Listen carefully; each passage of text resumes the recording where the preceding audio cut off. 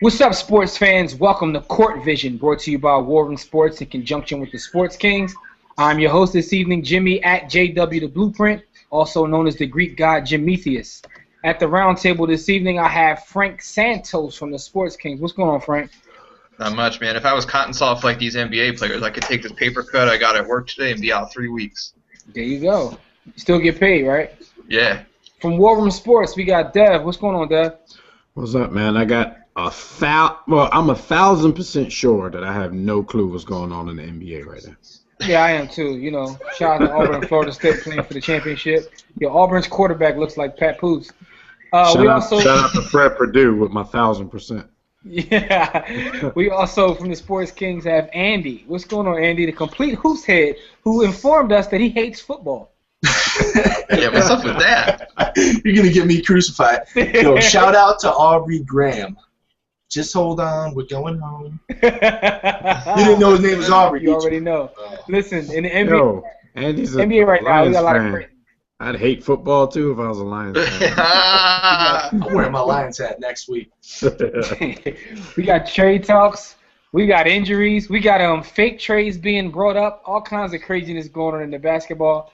But we got everything except for good basketball. But with that being said, we still have our players of the week. Dev, who are our players of the week and what do their statistics look like? Our players of the week, Eastern Conference, Thaddeus Young, the Philadelphia 76ers. Seriously? And David Lee in the Western Conference for the Golden State Warriors. Thaddeus Young and the Sixers had a 3-0 week. Looks like we got in the time machine and went back to week 1 of the season. All 3 wins came on the road. He averaged 25 points a game, 56% shooting, 7.7 rebounds, 3.6 steals. Then we go to David Lee.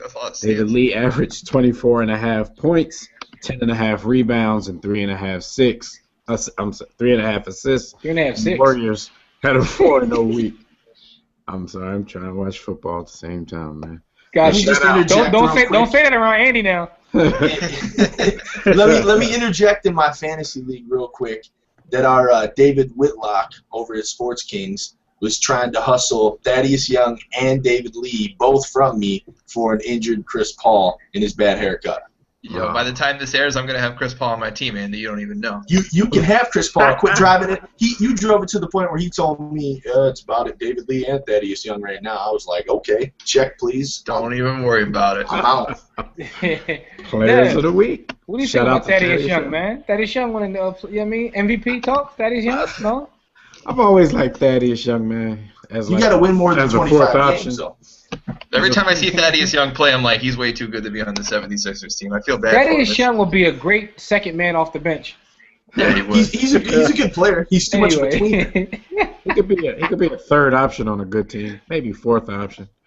I mean, he's still Thaddeus Young. He's the kind of guy. He has good touch. He makes a lot of shots around the basket that you wouldn't really think he's going to make.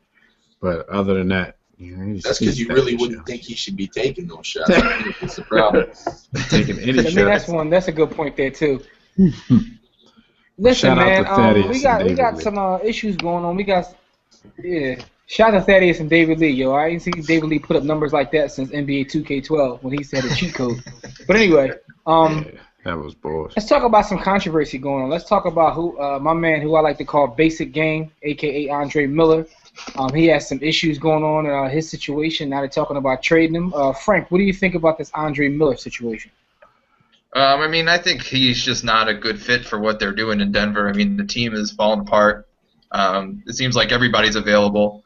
And, I mean, how's Andre Miller going to respect Brian Shaw when he used to back him down and take him to school every week back in the early 90s?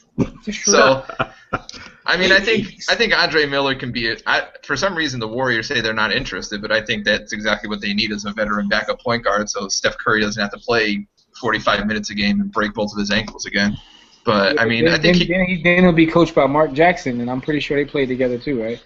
Yeah, but Mark Jackson he'll tell him what's up though. Mark Jackson doesn't mess around like that. Did Mark Jackson leave before? No, I think they did play together. Who knows? Yeah, anyway, they had to have played together. But yeah, I mean, I think it's just a good fit for Andre Miller to go. I think both teams would be better. I think he definitely can help some team out. Even if it's not the Warriors, he's definitely a veteran presence who could help somebody else out that's going to compete for a chip.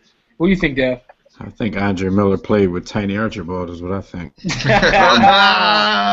No, I mean, same type of sentiments, man. The Clippers could use him right now for a little while at least. But Andre Miller, to me, right first of all, he's one of the most underrated point guards I think I've ever watched in the NBA. And at his age, he can still do a little something. So I'm pretty sure he's welcoming a trade out of Denver if the reports are true that he and Brian Shaw aren't really getting along.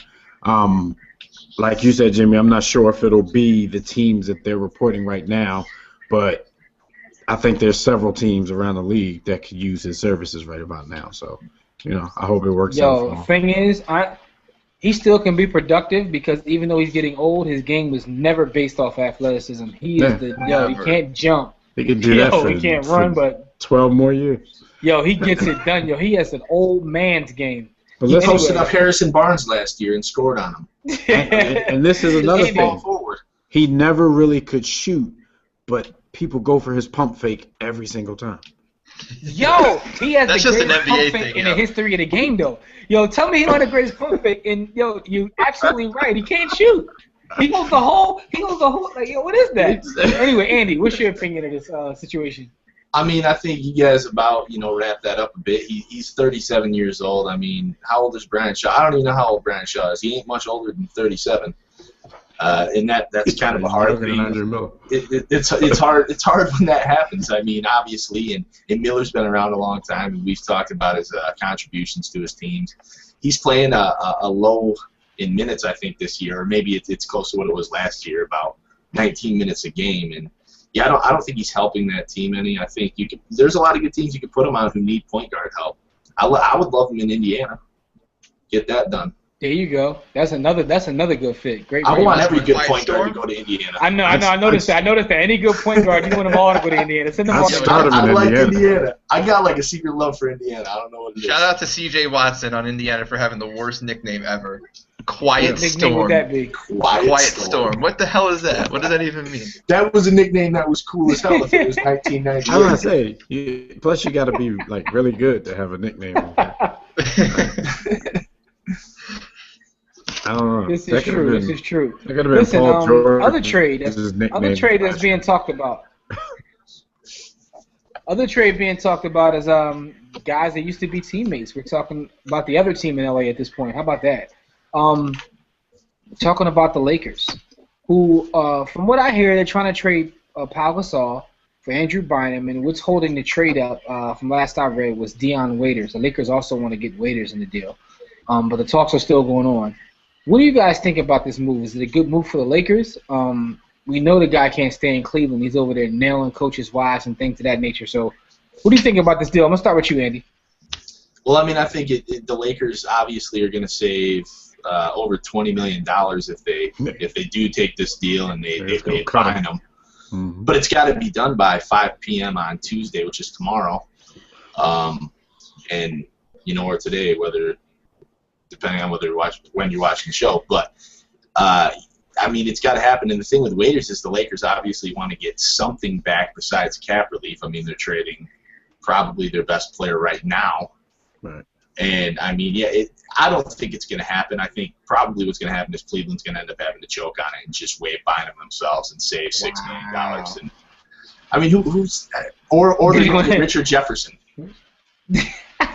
Shout out to Richard Jefferson. Is that what you want?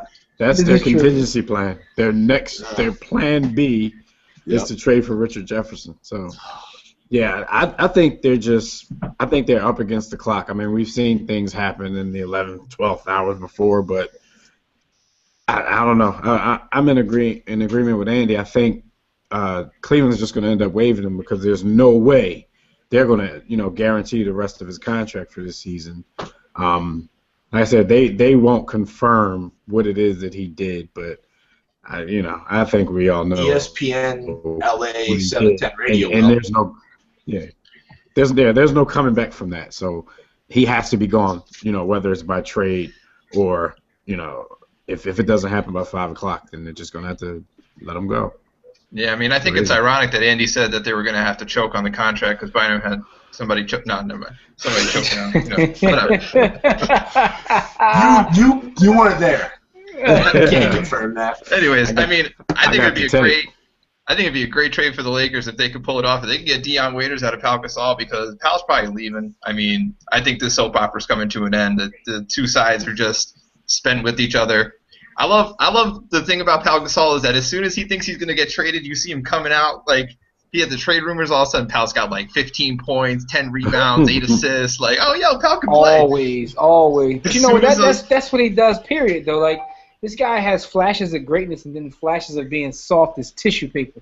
But I'm completely behind the Lakers tanking this season. I think they should tell Kobe, chill out, get another surgery, go to Germany, go to Brazil, go wherever the hell you want all season. Just go everywhere. And I mean, you give the Lakers a high pick. You give the Lakers a high pick in this draft and cap room, and they're going to be great again next 2 seasons. How funny would it be if the Lakers got in the lottery somehow? How funny would it be if the Lakers got in the lottery somehow and got Wiggins or something like? Could you imagine the backlash?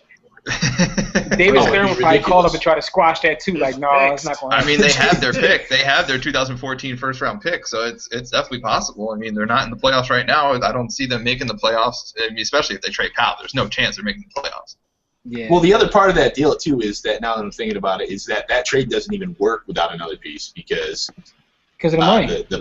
That Powell for Bynum doesn't match up anyways. I think if they pull that off, they should then amnesty Kobe. No, they can't. I don't think so. Oh, did they use their amnesty? Who did they use their amnesty on? No, right, because the extension was signed after the new CBA. Yeah, they could have amnestied. They can do it next year. The contract that he's under for this season, they could have done it if they didn't, extend him for the next 2. So I still think they should. Well, hold on, though. That. Jimmy, what do you think? Quick question, though. Mm-hmm. I mean, yeah, absolutely, I do. And the funny thing is, I'm a Lakers fan, but I'm one of those guys. Listen, man, it's about the team. No individual. I said it before. No individual is above the team. I don't care who you are. With that being said, listen, speaking of Kobe came out and said that he wanted the fans to stop trying to vote for him to play in the All-Star game. Any thoughts on this? Yeah, we talked about this a couple of weeks ago. I mean, All-Star voting is a Travis Sham mockery. Mm-hmm. It's a popularity contest. You don't even have to play to get voted into the All-Star game these days. And, Kobe's sentiment was that, there's a lot of young guys out there who's put in the work, who probably deserve to be in it, and he just like to sit back and watch them. Also, if you kind of go in between the lines of what he's saying, he's not even going to be feeling that great. I don't want to go out and do this. Now you're getting to the point. Kobe 10 years ago would never have said this. What happened is Kobe's old. He doesn't want to play in the All-Star game. He just wants to lay back and chill. He doesn't want the pressure. You voting him in the All-Star game. He's like, vote some dude in here so I can go on vacation with the wife and the kids. He doesn't want to play in the All-Star game. Are you kidding me? He couldn't have played anyways. So, I mean, it sounds real good. That's what I was just going to say is it actually looks really good for Kobe's image because people are always like, Kobe's so selfish. Exactly. And now he's saying that, and then people aren't. Funny thing is, I don't even think it matters. He can't play. I don't even think it matters. People that hate Kobe going to hate him even when he tries to do something. I'm not saying, but if you listen to interviews these days, I think he's done trying to clean up his image. He's like the ornery old man every time he gets a microphone in front of his face. So. See, I think quite the opposite. I think Kobe has done wonders for his image ever since the Colorado incident. I think it's called winning. I think he has. I'm just talking about at this point, I don't think he cares anymore. I think in the last 4 years, Kobe has done a lot for his image and his legacy after the game. I think people are going to see Kobe a lot different than they did. It's called winning. If he would have never won again after Colorado, then he would have been the scum of the earth. Winning cures everything. Anyway, they would have found a new witness if he started losing. Staying out in LA, let's go talk about the other LA team. Let's talk about CP3. And his injury, and what will that mean to the Clippers? They try to say that it was a trade for Melo and Blake, and the coach came out and said that's BS. But meanwhile, they have other issues, which is CP3. I mean, he's the leader of the team by far, their best player. What do you guys think is going to happen with the Clippers? Will they be able to maintain, their current position without CP3? No. Okay, if he misses 6 weeks, that's 20 games. That's 20 games. Without the person, without the glue that holds it together, it could possibly, I agree with, because I saw some stuff earlier where people saying it could possibly cost them home court advantage. And You with I the agree football with that. stuff. Stop that around Andy. I know, home court advantage. I agree with that. I definitely agree with that. I mean, the first game Chris Paul was missing. I mean, I know you have to get acclimated to these kind of situations, but they got blasted by San Antonio the very next night. Something like 116-92 or something like that. But that was it. That's the score. I think it's going to be tough sledding. I'm not saying that the team's not talented enough to get a few wins without him. I think they're 500 without him, since he's been a Clipper. But, this is their season where the expectations are way up here. I don't know. I think this could take them out of the home court race, and if that happens, I don't see them going to where they think they're going to go this season. The Clippers are in a ton of trouble without Chris Paul. I mean, the problem is you saw the team before Chris Paul got there. It's basically, they haven't had that much change in their roster from before Chris Paul got there to after. I mean, they have some like glue pieces, little guys like Matt Barnes, stuff like that. But the team is pretty much the same, and they weren't a good team before Chris Paul got there. They were 30-win team or something like that when Blake Griffin was the leader. And the problem. Yeah, I mean, the problem is that Chris Paul creates opportunities for everybody on the floor. Blake Griffin can't really get his own shot without. He tries. He tries, but I disagree with that. I think he kind of has started getting his own shot. Cincinnati Bengals of basketball. Ooh. Like guys like DeAndre Jordan. Jamal Crawford can get his own shot, but he's not going to create shots for other guys. He's he's not about that life. He's taking the shot. So unless Darren Collison can give you 80% of what Chris Paul is going to give you, which is not happening. Let's just put that in print, in video, in everything. That is not happening. The Clippers are in trouble. If he misses 20 games, they're probably going to go 8-12 in those 20 games. Hey, Andy, are you referring to when Blake Griffin has the ball in the post and then he turns around, faces up, and dribbles between his legs like 3 or 4 times and then shoots? That's the old Blake. That's when he's regressed. No, I think he's done one. He's having a good season. He's having a really good season. If we're being honest, obviously Frank hits a point that CP3 in his haircut are obviously helping that team, helping Blake Griffin specifically. But Blake has done, if you look at Blake 2 years ago or even last year, he couldn't get his own shot ever. When he did get his own shot, it was because attention was being paid elsewhere. Now with Chris Paul off the court, they're going to pay attention to Blake. I think he's developed some post moves. He's got a nice little hook now. Absolutely. I agree with that. Maybe I was a little harsh, but yeah, I agree with that. But Darren Collison, no way. Darren Collison is 20% of George Hill. And it's just, I feel, and they're gonna increase his minutes so much too. I think they should start Jamal Crawford, even though Jimmy talked about he's not about that life, but he can. But he's about more of a life than Darren Collison. I just can't see it. He's about that offensive life, that shooting life. Damn. He is. I know he just killed 20%. He just killed Darren Collison Listen, man, with a bazooka. He sucks. Chris Paul has 6 weeks to find a new. We just murdered him real quick. Yeah, Jimmy. Chris Paul has 6 weeks to find a new barber. He got to come back better. I think it's going to be shorter than 6 weeks, though. Still, I think the way Chris Paul is. Chris Paul's got a lot of like Kobe in him. That determination to play and play hard and get back. He's had an injury-ridden past, but I feel like maybe it's only 4 weeks, and then he only misses maybe 13 games. Or Chris Paul. And it doesn't require surgery, so yeah. No surgery. What they really miss with Chris Paul is, I can count. Of every Clipper game I've seen that has been close, Chris Paul takes over at the end of the game. I don't even know if he looks at his other teammates. They set a pick, he takes an 18-foot jump shot, and he nails it. Just like clockwork every single time. They don't. Jamal Crawford is going to ISO for 20 seconds in the clutch time and try and pull up. That's pretty much what you're down to at that point. Well, he gets it. They after he dribbles 3 quarters behind his back and stuff, and then Chris Paul gets the ISO plays at the end, or just they're respecting that pick and roll, and without him they're not going to respect the pick and roll because they know Jamal Crawford is he's going to get a pick, he's going to break your ankles, and he's going to pop a 3 from half court.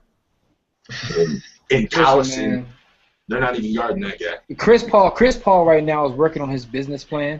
He's going to see a lot of new Cliff Paul commercials. Because I think Chris Paul is going to separate the Chris and Cliff Paul brands. He's going to be sponsored by Nike with one and by Reebok with the other.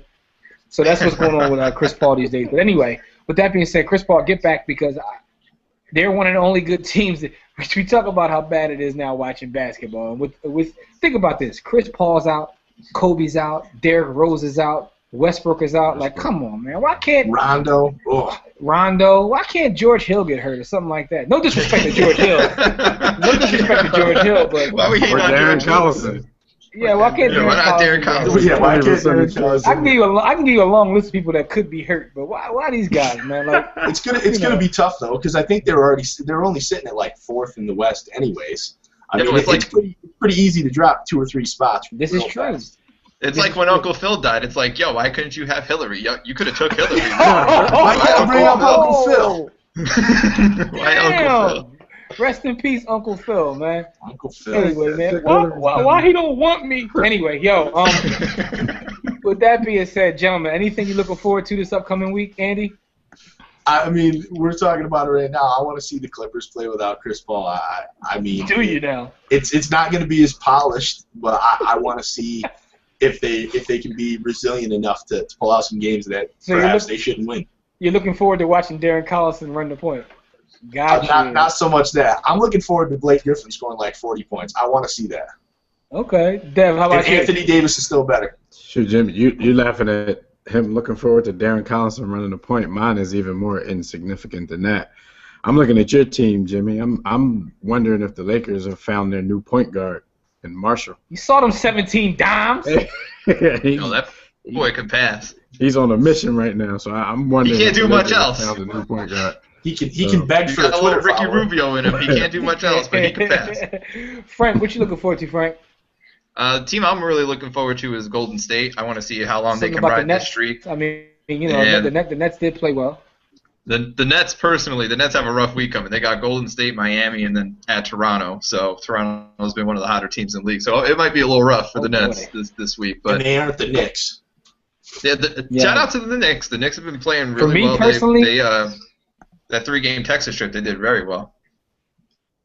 Sixers 3-0 last week. yeah. Yo, for me, though, honestly, I want to see where Andrew Bynum ends up and how his story continues to get crazier and crazier. I mean, this guy, a couple of years ago, everybody talked about how he was going to be one of the best big men in the league for years to come, and now he's just all over the place. He's famous for nothing to do with basketball. I just want to see what happens in the part of this saga with Andrew Bynum. Clock's ticking. They got You till better lock 5 your o'clock. doors. Yeah, they got till 5 o'clock, yo. I'm Better looking get that forward to seeing GPS on your wife. You know, Andrew Bynum's a free agent. You'll be in trouble. He'll be Anyway. taking her on dates to the bowling alley. You know? This has been another episode of Court Vision, brought to you by War Room Sports with the Sports Kings. Listen, don't forget, rate, comment on the video, hit the like button, share it with your friends. Tell us how stupid we are. Tell us how great we are. Ladies, that's I'll my whoop hat your name. My hat name right there. As we always say, don't accept mediocrity. Be steadfast in the war against ignorance, and we'll see you chumps on top. Wait, it's the war room with 5 nights at the round table. 5 Philly guys diversified and